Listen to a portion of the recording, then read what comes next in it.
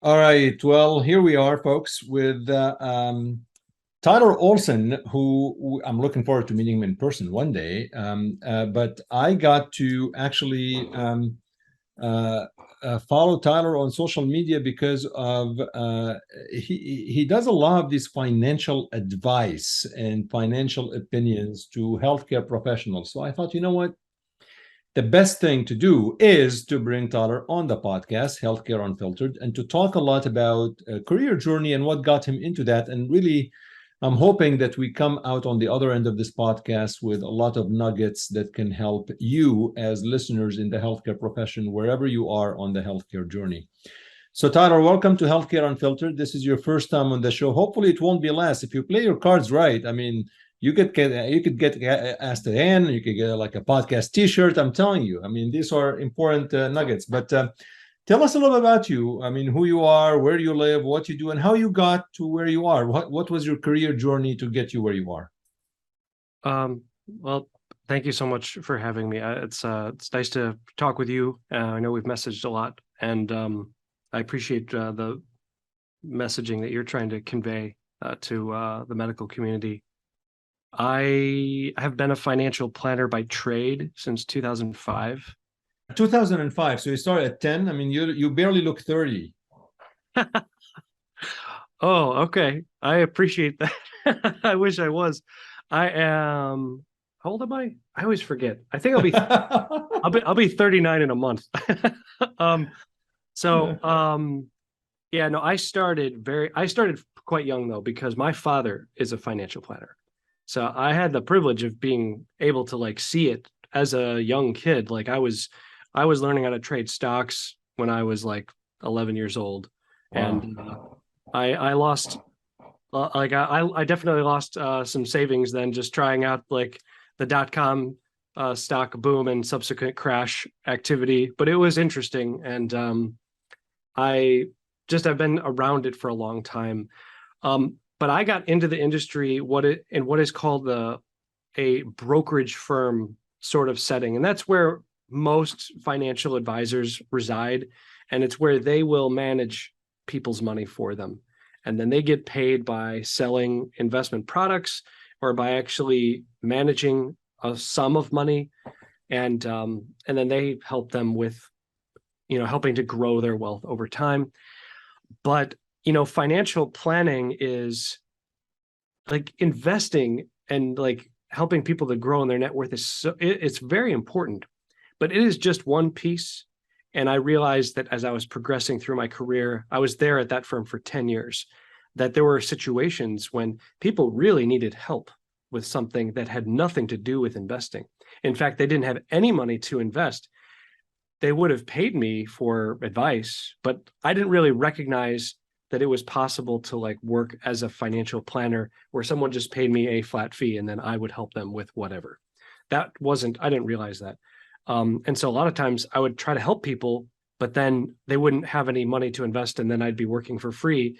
And I saw that the financial incentive was very much skewed toward people who already have significant amounts of money. Then I got to become better and better friends with my own primary care physician, and I got to understand what he went through in terms of medical school debt, in terms of the delayed start to a very, it's a very respectable income once an attending physician reaches that point, but it is delayed. And that dynamic is something that I was like, wow, like there are a lot of decisions that a hypothetical person who is, if you're like talking the traditional route of straight from undergrad into medical school, you've got a 23-year-old, a 25-year-old, 27-year-old who has significant financial decisions to make. And if they came to me under that previous setting, like I'd be like, yeah, I can try to help you, but my focus is not going to be on them. Because all of us, no matter where we are incentivized by money because we need it in order to live. It would be great to be philanthropic at all times, but it's just not possible. And so I got to meet some other people in my industry who were talking about like this like flat fee service. And then I realized that maybe I could figure out a way to structure a business like that and to help early career physicians to make financial decisions. Now I have that as a business, and that's, I have to make a living too. And in fact, just like yesterday, I was having some pretty intense discussions about my own fee structure with people on social media. And it's been very eye-opening for me to like continue to learn the mind of many medical students and trainees and attending physicians that I still, I'm still learning, and I want to better understand. But it's been intense because like a lot of people, they can't even afford anything. Like even like a flat fee, like, oh, well, it's a flat fee. It's $550, for example. That's prohibitive for many medical students and many, many trainees. And so then as I think because of how you have met me on social media, what you see there is my effort to try to bridge that gap from, pre-meds to like medical students and trainees.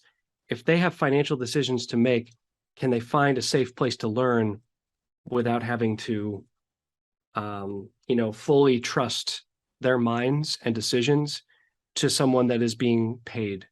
That's like, I respect my industry, and like I think there's a lot of good people that do good work, but there's a huge gap between those that can like afford like full on services and like the need. Like there is a huge need. And so what you see there is me trying to be like, here, let's try to flood the community of people in medicine on Twitter in particular with as much information as possible that is reliable and simple, and then they can figure it out and then move on and continue with their learning and training. Very interesting. Tyler, I want to get back a little bit when, in financial planning, what school is that? Did you go to, like, what college, graduate degree? What's the career path to become quote unquote financial planner? That's a great question, and another issue of our industry. I don't even know if you need to have a high school diploma. That's funny. Yeah. Well, it's a huge problem because like, how does one decide like, oh, a financial planner is worthy of my trust? Why? Like, what is the educational background? Now, there are private organizations, such as the Certified Financial Planning Board, CFP is the designation. And you have to have an undergraduate degree.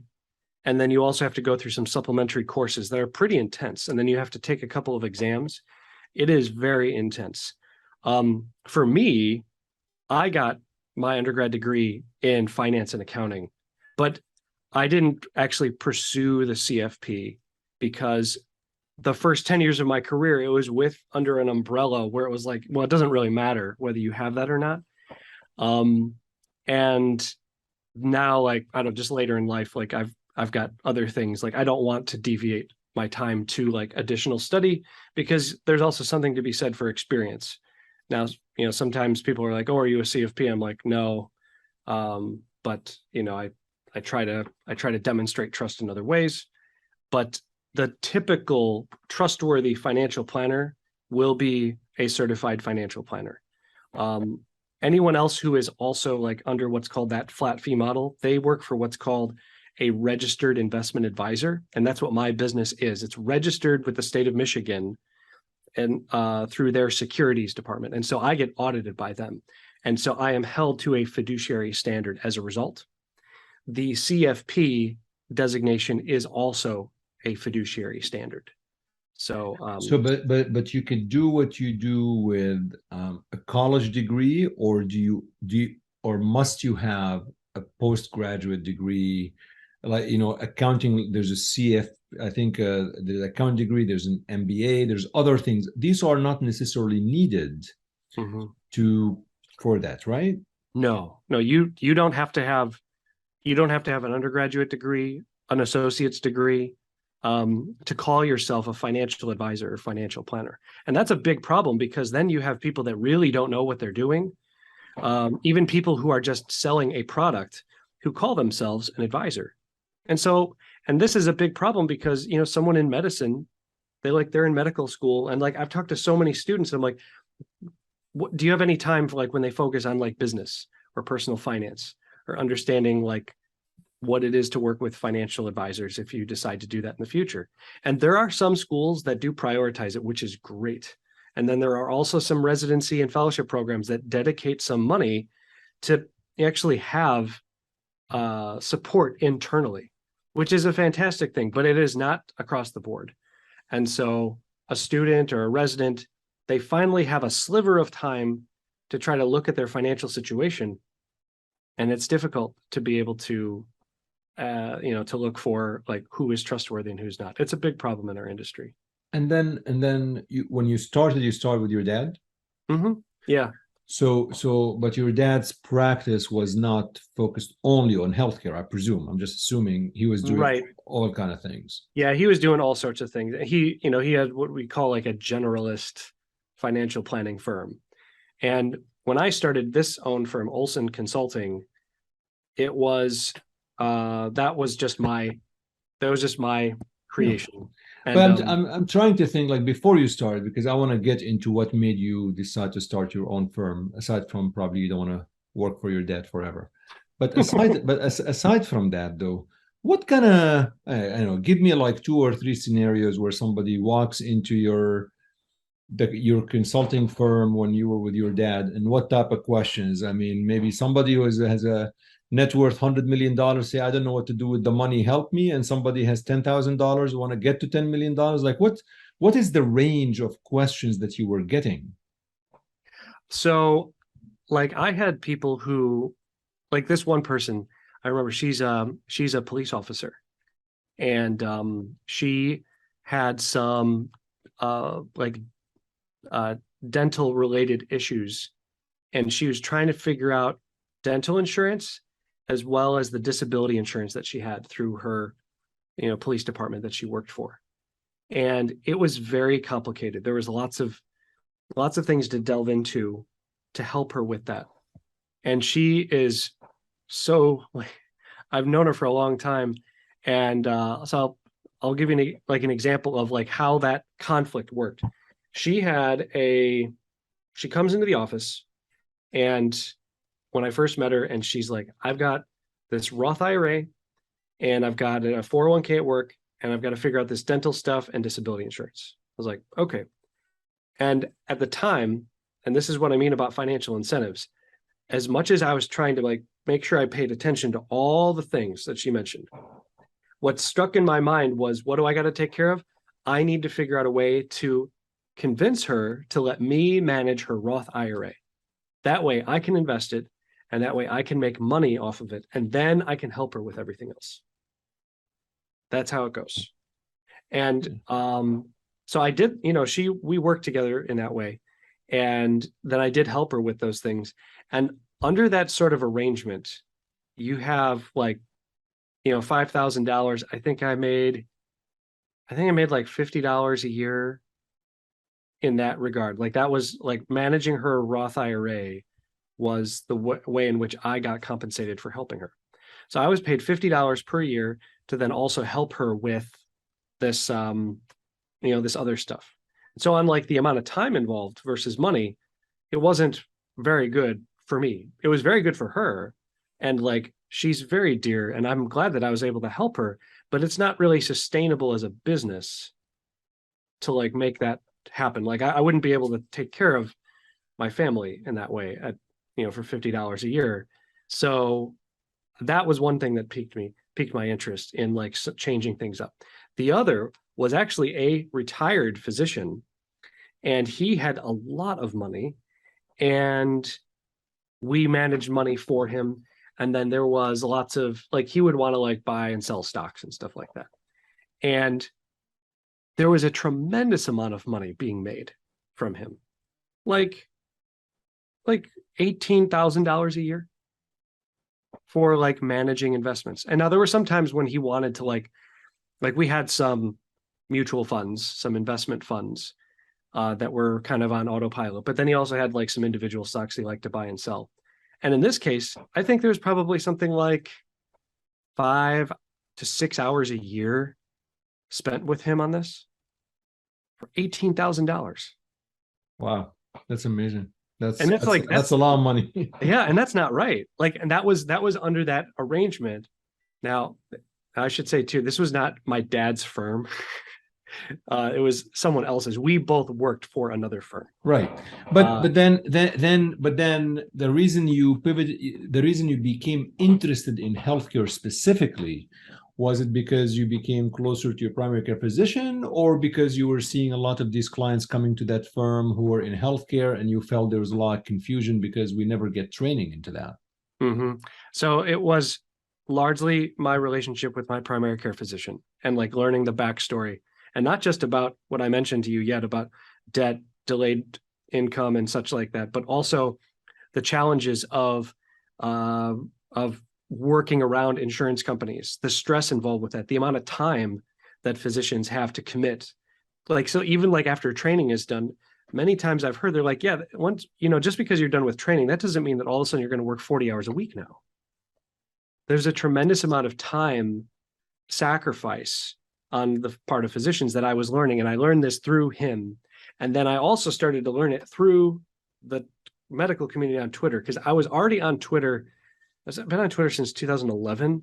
And it was like around 2018 when I started to notice the people in medicine talking about student debt and about like the time involved with getting like prior authorization stuff and just call responsibilities and lots about debt and time. And I realized there is a lot that money decisions, that effective money decisions can do to like make the best of the situation, even if it is going to be hard for a while, but just to try to lay out a longer term plan for actual wealth creation. But then also, what is that wealth creation meant to do? How can it save this, hypothetical physician some time where they can start having more career freedom when they're 45, when they're 50, when they're 55, whatever the numbers say? What can they do to be able to start to do, I don't know, like, even if you don't want to quit your job, having the freedom, like the mental freedom, like I could do something else if things get toxic here. I could change things up if my employer starts demanding things of me because that they think that they can just like hold it over me because I need this income no matter what. Like, I wanted to create an education that would allow people to see what can I do early on to allow that freedom to come sooner. Okay, well, that's actually a perfect segue in terms what can you do early on, because I agree with you. I think financial freedom, in my view, in my humble view, is not about the fact that I want to go and buy whatever I want. I view financial freedom about I get to do whatever I want. If I choose, to just take a 6 months off and just sit down and do something else, I want to be able to do that. So, you moved on, you pivoted, and you opened your own consulting firm, which is Olson Consulting. Is it only for healthcare, or is it also healthcare is just one part of what you do, or is it completely a healthcare consulting firm? I mean, as far as my intentional efforts, it is completely for those in healthcare. Okay. Sometimes I get a person here or there who's not in medicine who will approach me and they'll say, hey, I'm not a physician, but can we work together? And like that works from time to time. So I'm not like, I don't like shut it down, but I'm also not, I also am not like, oh yeah, like I'll work with, like, I don't even do a lot of outreach in terms of like, I want to work with physician's assistants. I want to work with registered nurses. Like I do sometimes because they approach me, but my outbound communication is exclusively to physicians. So early on, I think it goes without saying that, somebody who wants to get into medical school, they got into medical school. A medical student is probably focused on learning as much as possible, absorbing the information, passing the test, the exams, and, hoping to get into a good residency spot that he or she really aspires to be at. I'm assuming, and correct me if I'm wrong, that probably the last thing on their mind is financial quote unquote planning. What they're thinking about, I have a lot of debt I need to pay. If they're lucky enough and they have a dad or a parent that is able to pay that for them, then they're fine. But most people probably don't have that. Mm-hmm. So when you're dealing with medical students who are accumulating debt, what are you able to offer them in terms of financial advice, except for hopefully you'll be able to pay that before you're on Medicare? So, I mean, as far as debt management is concerned, it there are two primary factors at play that go beyond just the pay it off as quickly as when you become an attending physician, you're just going to pay it off. One, it is helping them to see the trajectory of that debt and where it's going to go, because like a medical student and an intern, or like someone that's like PGY 2 or 3, and they're not yet there where they can see things changing for the better, it can be very depressing. And I think it's very important to try to focus on what can be supportive of mental health. And so I encourage medical students and residents to plot out what's going to happen to their debt, because it's pretty common right now, because of the COVID relief, there hasn't been interest accrual on federal student loans, but normally, and starting back in January, there will be. And it is not uncommon for the debt to grow by $15,000, $20,000 per year. And that's not great at all. But it's better to know that it's coming, so that you can allow yourself to not be surprised by it. You know it's going to be bad, but it's better to know how bad it's going to be, and then also see, okay, I'm done with training. What's going to happen after that?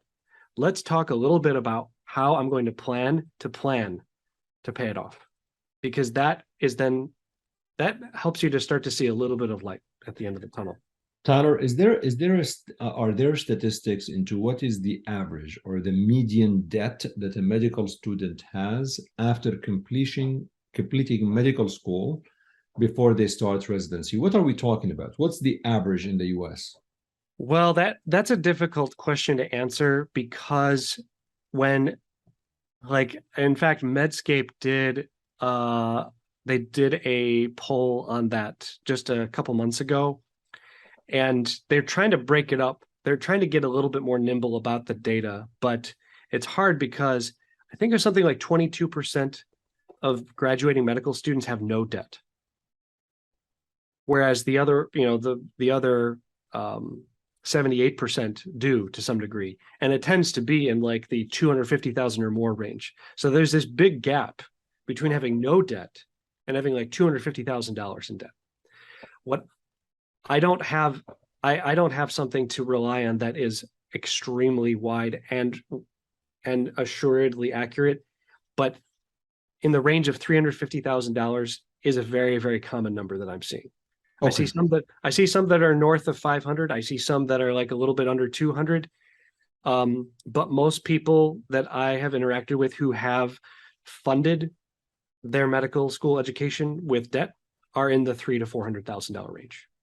So the folks who are lucky, 22% did not have a debt. I think that's, we can talk about them later on, but we're going to focus a little bit more on the folks who actually graduate medical school and have some element of debt, which, I think the 300 to 350 sounds believable, to be honest. I mean, again, it does pass the smell test. I realize some folks probably less, some folks are a little bit more, but 300,000 seems to be reasonable to believe.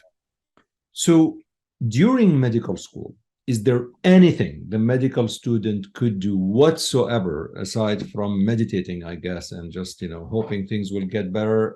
And I get the planning piece, so you plan, but is there anything they can actually tangibly do in preparation?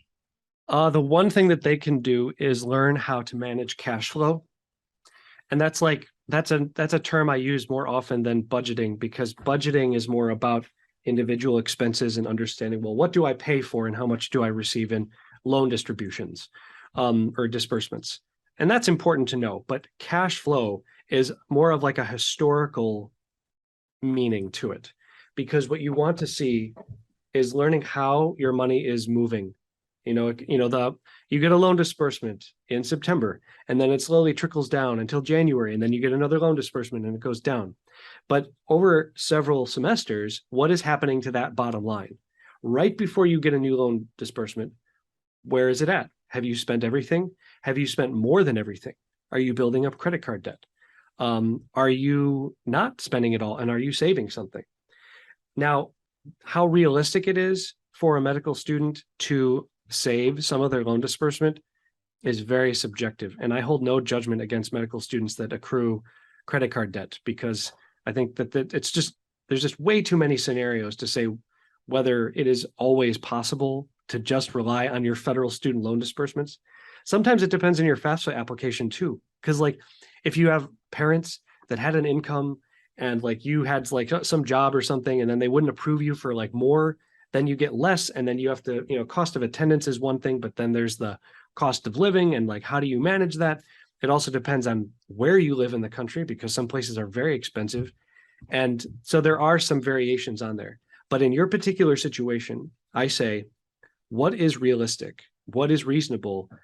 Are you able to reduce unnecessary expenses that will not greatly inhibit your mental health? Then you should identify those. You should figure out, well, what am I spending money on? Because I do see fourth-year medical students coming in and they're very stressed because they either have like some private loans, through like Sally Mae or Discover. And they're like, what do I do with this debt? Because like their federal loans are big enough as it is, but there's like an income-driven repayment plan system in place to help them to just have small amounts through training. And their payments on those will be relatively low until they become an attending physician. But this private debt, whether it's these, whether it's just residency relocation loans or other types of like, or credit card debt, they're much more unforgiving. And so for someone that is like in undergrad right now, and I'm actually what you're looking at here, this whiteboard is my classroom. I'm working on some classes for undergrad students who are going to go into medical school to talk about cash flow.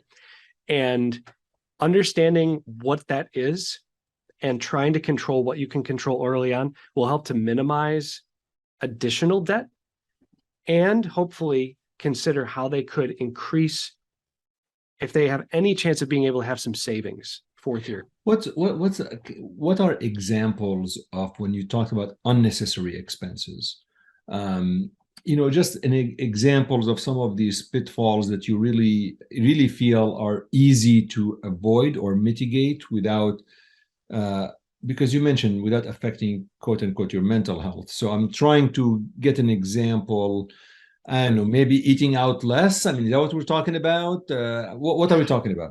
Sometimes, I mean, there are some scenarios where like eating out is like can be excessive.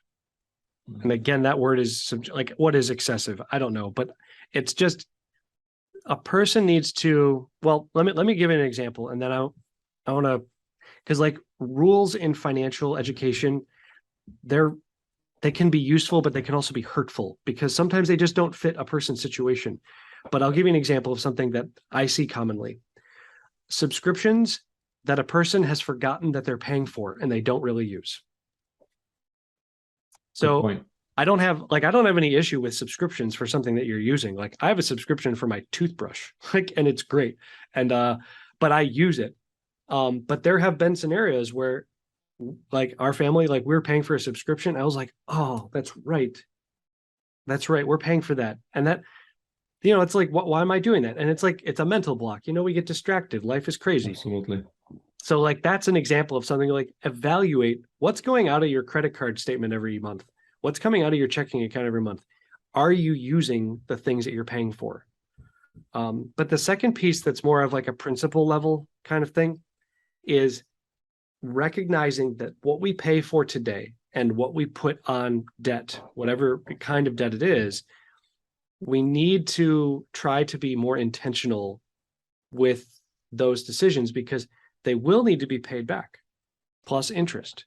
Now, there's many things that, you can come up with that it's justified. You need it in order to like be yourself, in order to like have be able to focus on your learning and to be able to maintain relationships. I think sometimes financial rules that are like straight across the board, like you may have heard this, like, have you seen people ask like, well, what percentage of your income should go toward your rent? I have, and I believe folks said 1/3 is okay. Mm-hmm. Yeah. Yeah. And like there's, like to say like, and that might be from a pragmatic standpoint, that may be wise, but in an like applied on an individual basis, Right. is it always possible? So like, that's what I mean about Right. the mixed bag of rules, because they like in the same thing with like save 20% of your income for retirement savings. That's what's typically said to attending physicians. And is that realistic for every single person in every scenario? No way. And so there needs to be conversation about the principles of our financial decisions and our spending, so that if we can't achieve like an ideal percentage of whatever that is, rent or like savings or whatever it is, then we want to keep the door open for discussion, so that if there's a scenario or there's some scenarios in which people cannot achieve those, what is realistic? And let's talk about that so that people can still feel like they're moving forward. As a medical student, do you think medical students are able to pay any of their debt? I mean, they're accumulating debt, so you can accumulate as little as possible. But can they, I mean, I don't know. I mean, I presume they can cut the expenses. Can they do 401k? Can they contribute to retirement? Like what other elements, or everything is on hold until they finish medical school? Mm-hmm. Mm-hmm. The only scenario in which I see medical students being able to pay off their medical school tuition debt is if they are, they have a partner who has a fairly high income, or if they have some sort of inheritance. There is even one person I know of who had some sort of settlement because of past injury. And so Tyler, what's the percent, by the way? What's the interest rate on medical school debts, like in general? What do they range at? Graduate medical school debt, they're all unsubsidized loans. They charge interest the moment they get the disbursement, and the interest rate is currently 6.54%. That's pretty high. Yeah. Yeah. Well, and like, see, it's tough because the federal loan program is something that is taxpayer involved.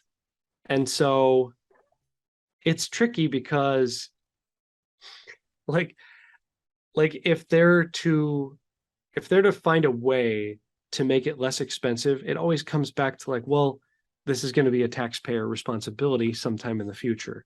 And so like even when Biden came out with that $10,000 forgiveness, there's a lot of people who are like, well, physicians, they definitely earn above average income. Why are they getting this sort of forgiveness? Or like public service loan forgiveness. That's another thing. There have been dozens and dozens of physicians that I know personally who have gotten PSLF, and they've had $200,000, $300,000, $400,000 in student loans wiped out. And that is like on the one hand, on an individual level, like I know these people, and they're like, they've worked so hard and they've given so much in their academic setting, and like they've sacrificed years in training when they were making like $12, $13 an hour, if you run the numbers. And so like I totally think that they are deserving of that. But like on a wider scale, like it looks like, well, who deserves this? And so it's really, really complicated to like, and people say, well, we shouldn't just do forgiveness, we should do lower interest rate. And I agree, but then it's hard to be able to figure out, well, the money's got to come from somewhere. So it comes down to priorities. It comes down to priorities of the society. Should a medical student try to buy a house? Probably not. But that's, again, it just depends. Like, I'm just trying to think, like, let's say your rent is, I don't know, $1,500 a month, and you're able to buy a house with the same rent, you know how it is. And, I mean, if they have savings that they could pay for, like, because they wouldn't be able to qualify for a physician's loan, which is very popular because you can put 0% down and you don't have to pay private mortgage insurance because you are graduated from medical school and you're in residency or fellow or whatever. But medical students, they don't have access to that yet. So they have to be putting down, I would say, at least 3% and probably 5% at the minimum. And then you have 2 to 3% of the purchase price in closing costs. So on a $300,000 home, you're talking about $24,000 that you have to have available. So if they have that, that's one thing. If they do, then they have that optionality. But then the second thing is where are they going to go? Because there are some medical schools, like I know someone who had it in their arrangement with their medical school that then they would proceed to go to residency right at that same location. And then they're not moving. So then it could make sense. But like so many other, medical students, they have no idea where they're going to go. So now you finished medical school and you're starting residency. And as you know, some residencies are 3 years and others could be 5 years and others are 6 years. And what struck me is what you mentioned earlier when we started the show, that there's a lot of this delayed, there's a lot of delayed gratification when you choose a medical career, because other folks are making money, especially those financial advisors, financial planners. But then in medicine you are delaying this. So you start your medical residency. A, what can you do during residency that might actually help your plan? And B, are you able to start paying off your medical school loans while you are a resident? So being able to pay off your loans, it can be, again, the factor of whether or not you are you have a spouse or domestic partner that earns an income that can help you in that way, and you have an agreement where they want to do that. If you're someone who knows that you are not going to work in the academic field after training, and you know that you will subsequently need to pay off your debt, then you might be of the disposition where you could at least pay some of the interest, but you're not really in a position to do much if you're just talking about the resident salary. Because if you've got $300,000 in debt, your interest accrual is over $18,000 a year. And that's after tax money. So that comes out of your checking account after your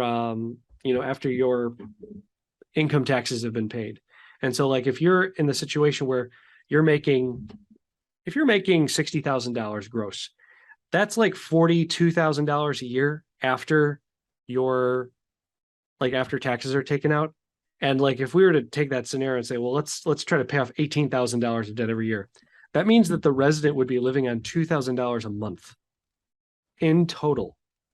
That's rent, car payments, insurance, food, gas, subscriptions, utilities, saving, hopefully. So I would say, outside of some other factors that are beyond the resident salary, that is a prohibitive idea. You can try to pay down some of it, and there can be an idea to do that, because 6.54% is not a small sum of interest. But there's other things that are also very necessary to pay for. I mean, aside from just living and being able to have an emergency fund, an emergency fund is so important. Even if you have federal student loans, I say you prioritize building 3 months worth of expenses into a savings account that we call the emergency fund. And because stuff comes up, and if you don't have that, if you decide I'm going to prioritize paying off my student loans and I'm not going to have any savings, then when something bad happens, like your car breaks down, or you have some other unexpected expense, a family member dies and you have to fly home and you weren't expecting it, where is that money coming from? It's going on credit card. Exactly. And so even though it's not great to have that interest accrual and it keeps ballooning up over time, then but in the interim, there's extreme levels of stress. It goes up and down and up and down.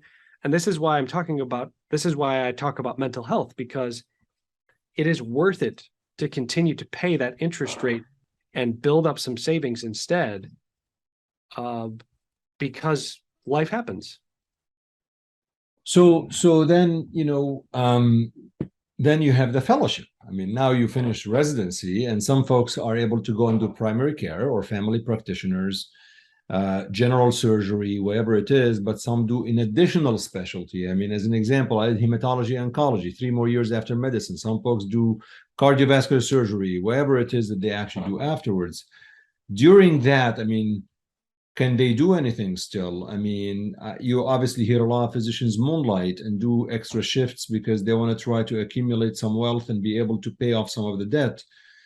Which also takes another toll by itself because it's taken away from your downtime. I mean, you have to have, there's only a number of hours in the day. What advice do you give these folks after residency that they can possibly do differently? So fellowship from a financial standpoint is really challenging because you really start to see your federal student loans ballooning. Like if you were in a 3-year internal medicine program, and you had $300,000 in debt, now you've got closer to $360,000 in debt. And now you're going to go into fellowship and say it's going to be another 3 years. It's going to turn into, $420,000. And that's very stressful, but your income is still, it could be a little bit higher. I know sometimes fellows can make higher, like maybe like 70,000 or something. But sometimes I've seen it even be lower than what they were making in residency. So that's not a guarantee. What I recommend that they do is just can reevaluate their trajectory again, just to like kind of give them some confidence that there is a conclusion to all of this and that it will be okay eventually. Putting the student loans on the back burner is really, really important when you can't actually do anything about it. One thing to consider too is like if you're going into fellowship, there is a higher chance that public service loan forgiveness is a viable option for you because it's a 10-year commitment working in academics, and very many residency programs and fellowship programs are nonprofit organizations. So if you do 6 years of training, how realistic is it that you would find enjoyment and fulfillment in working in a nonprofit setting for another 4 years? Then you would be paying those income-driven repayment amounts. That's why you can make some initial decisions early on in residency about like which income-driven repayment plan you're going to go on. And then if you don't go into academics or the nonprofit setting, then you can pivot and then refinance your federal loans to a lower interest rate and then pay it off with your attending income. But you can leave that option open until you know for sure what you're going to do after training. I encourage people in fellowship to continue to reevaluate that. The second thing is, aside from building up an emergency fund, I think that it's very important for those in training, if possible, to contribute to either their program's 403B retirement plan, if their program offers a matching contribution, which that means if there's for example, a 3% match on your salary, if you're making $60,000, that's $1,800 per year is the 3%. And if they offer a 3% match, then you can, if you put in $1,800, then they will also put in $1,800. And that is free money. Like it's like a bonus for your salary, and you should absolutely take advantage of that. And the second thing is, once the emergency fund has been established, can you put some savings into a Roth IRA? A Roth IRA is a way for you to take money that has been taxed and put it into a savings account and then invest it. And then as it grows over time, you don't pay income taxes on the growth, and you will not pay income taxes in retirement. When you are in training and your income is lower, you're in a tax bracket that is lower. And so that technically means that after tax money costs you less than it will cost you as an attending physician. So Roth IRA contributions during residency and fellowship are really great if you can manage it. It's really it's hard not to be stressed over this, because I'm trying to think, you finish your fellowship, you're, like you said, you could have in excess of $400,000 in debt that is continuing to accumulate 6%. Now, during residency and fellowship, we are often advised that we should invest despite the fact that we are on low income. And oftentimes you switch on TV, whatever, it's like even $100 a month. I mean, I don't know. Like, I mean, if a student comes to you and says, "I'm going to give you $100 a month, Tyler, to invest for me," I mean, I'm sorry, you're going to laugh at them. Why do you do this? Like, have like point 0.4 shares of Tesla? Hmm. Well, there's an investment product called index funds that is a good starter point for anyone. So if a medical student or a resident does have the means to invest a small amount on a per month basis, you can invest in an index fund, and that is giving you access to hundreds of companies, even with a small amount of money. I see. It is a good starter place. And like Vanguard Group is the most popular and well known that offers such index funds. So anytime, like, and I tread lightly because giving investment advice is it's it's laced with a measure of liability on my part. Like if I say like, oh yeah, you should buy this investment, there's some liability there for me as a Sure, fiduciary. sure. But investing in an index fund is essentially investing in the entire US economy. And so for someone who is in their 20s or early 30s, is something like if you don't invest, like from an economic and like inflation standpoint, I would venture to say that it is even bad advice to tell a young person to not invest when they could. But let's say you're on a fellow salary. Let's say you're on a fellow salary, whether it's it could be 70,000. I mean, I could tell you as a first year fellow, I made less than a third year resident, but that was many years back. But whatever money you're making, some of it will have to go to a Roth IRA, let's say. Some of it is going to your emergency fund. Some of it is your daily cost and daily living and just being able to pay for the bills and rent and whatever it is. And whatever is left, you're suggesting possibly could be put in index funds if available, right? Right.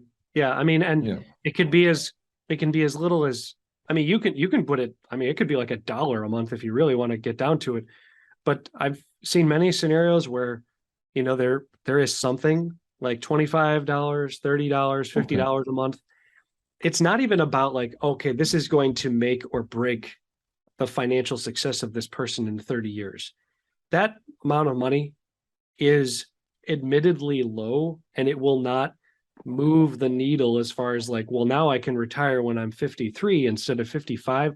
It's not going to have that impact on a financial from the financial perspective, but the establishment of the habit is why Yeah. it's important. Figure out a way to do it. Tyler, how long does it take the average US physician after they finish fellowship or residency until they pay the debt? Are there any stats into, is it 10 years, 5 years, 3 years? Like how long does it really take them to do that? It's a significant range. There is not like a hard and fast rule that I know of. I've asked time and again. I've polled lots of people, and it depends greatly. And it's hard because you have to be able to account for where did you start with, like how much debt did you start with, and then it's also very specialty specific. So I know this physician. She is around 50 around 50 years old. And what she did, she just went into internal medicine and did not go on to fellowship. And it was not until she was like in her mid 40s or late 40s, even, that the debt was finally gone. So and on the other hand, like I know someone who is in emergency medicine down in Texas who is just barreling toward paying it off.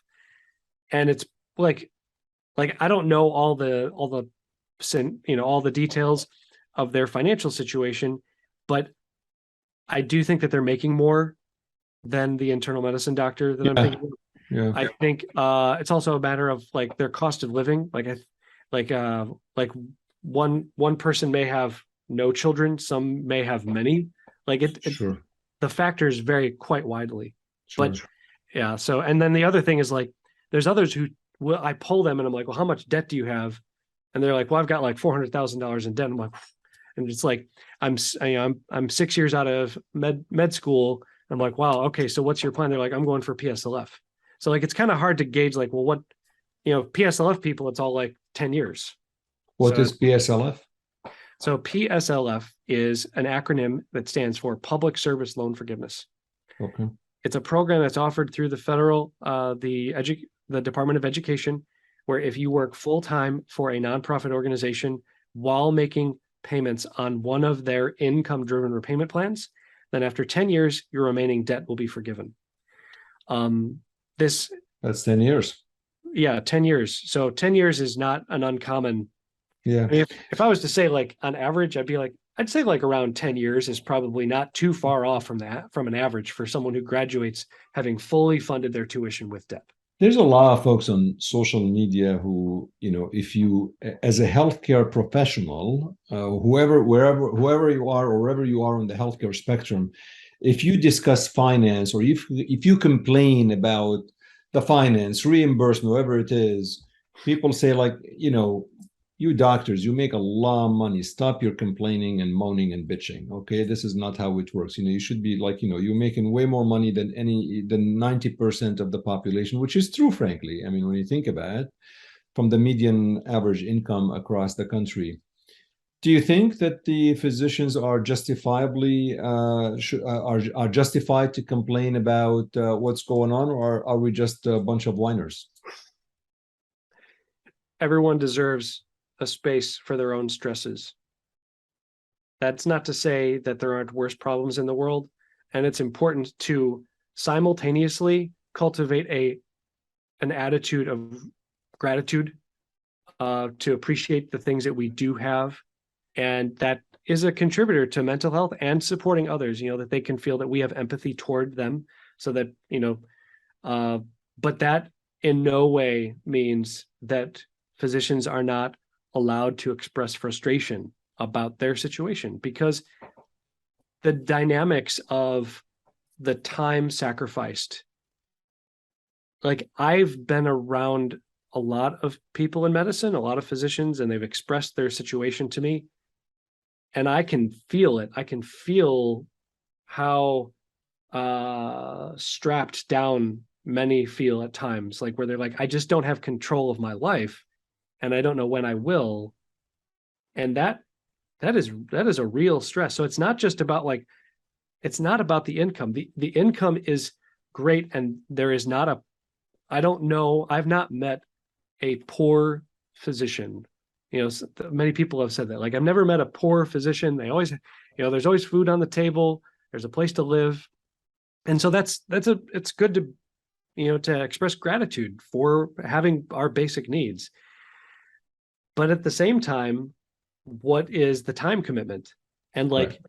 What has been missed? So if you put on, I don't know, economically, I have only two questions left, and I'll let you go back.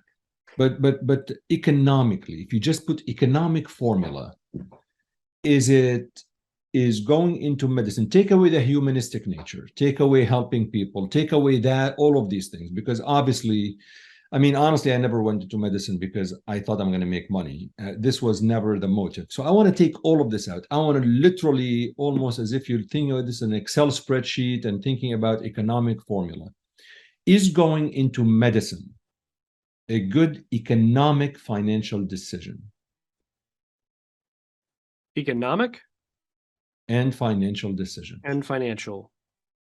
So we're not talking about the time sacrificed. We're not talking about the stress. It is time sacrifice, right? I mean, I could have a job at the age of 24 and start making money versus going to medical school and accumulating debt. I guess I believe the majority of folks go into medicine because they really want to learn and help people. That's my opinion. But I want to take that out. I want to think about economically, financially. Is it a good decision when you put on the financial hat and the economic hat? Like, at the end of the day, is it worth it, money-wise? I think so. I think in most cases, my hesitation is that I know that there are physicians in the primary care setting that are drastically underpaid. And so I think that there are some who could justifiably say that it is not economically a wise decision. Anything and you know better than I mean, anything in peds, academics, or in family medicine, that's going to have that inclination. It's still above average by far. Right. But like so taking out the stresses, taking out the, oh, I want to help people. Now, like, we're just looking at the time commitment and the money made. It's still like, yeah, it's still like, okay, it's still fine. But for the lower paying specialties, I think that it's becoming a no. Right. And like, I learned something interesting. It was a couple of weeks ago, someone was telling me that the reason why many in medicine are getting squeezed, especially those who run their own practice, is because the reimbursements are coming down and the cost of running business is going up. Right. And so that is like when we talk about like the compensation a physician receives as an employee, that's one thing. And that's another factor all into itself. There's some, physicians that work for years and years and years and they never get a raise. So they're just kind of stuck there. And then, 20 years from now, that money is not worth the same. But then for those who own their own practice, we're talking about profit margins that are reducing and reducing. Right. And so even while I'll say that the far majority, I'll say, yes, it is an economically wise decision, that is changing. So my last question to you, Tyler, is, are you able to tell listeners, I know, in your view, the top 5 or 6 financial pitfalls that healthcare professionals commit? I mean, any top 5 or top 6 that you can think of, and that you can share. Maybe not, maybe there's 2 or 3, whatever, you can share some of the pitfalls. Sure. Yeah. I mean, the first things that come to mind are not being adequately insured with an own occupation disability insurance policy as soon as you can reasonably afford it. So that timing is going to vary. Sometimes, an intern could afford it. I mean, that's going to be like $130 to $200 a month. So for some, for many residents, that's not affordable. Whenever that time hits that it is affordable for you, get your own occupation disability insurance policy. The second is to understand, like, I guess a pitfall would be not understanding where your money is going, because like it's not just about like, okay, well, I've spent too much and now I have this credit card debt, but it's about not really understanding where that money is going and why it's happened. Like, I've met many fellows who are like getting close to the end of their training. They're like, I've got $35,000-$40,000 in credit card debt. And it's been really, really weighing on them for years now. And that is a quality of life issue that I think is the case. And even if they couldn't avoid it, or maybe they could reduce it somewhat, but even if they couldn't, understanding and having more intentional spending so that they're at least eyes wide open about the scenario. The third thing is, I would say, and final, would be very, very slow about trusting people in the financial industry. Because, and all of us in finance, we get paid for our time and we should, but the industry is fraught with ways in which it looks like you're getting free advice and you're not. Like that doctor I mentioned earlier, who, he had millions invested with the old firm that I used to be with, and he was paying $18,000 a year. Like, he didn't know any other way, and it's not to say that he won't, like, he'll be okay, but if you know in advance, like, that making a different decision would allow you to have career and time freedom sooner, because you understand, like, okay, I need advice on this, or I need to buy this product. Understanding the way in which people like me are incentivized by money and how it affects our advice will protect you. So that to me is super important. That's really amazing. Tyler, I can't thank you enough. This was so helpful. I really appreciate you taking the time and spending time with me. And hopefully I'll bring you back in a year or so where we actually can talk about the impact on this student loan forgiveness and the pros and cons. I'm going to bring somebody that opposes your views, whatever your views are. I always like debates. But I liked your questions. They're good. It's good to have It's good to have these sort of discussions. I appreciate having me on. I really appreciate it. Thank you.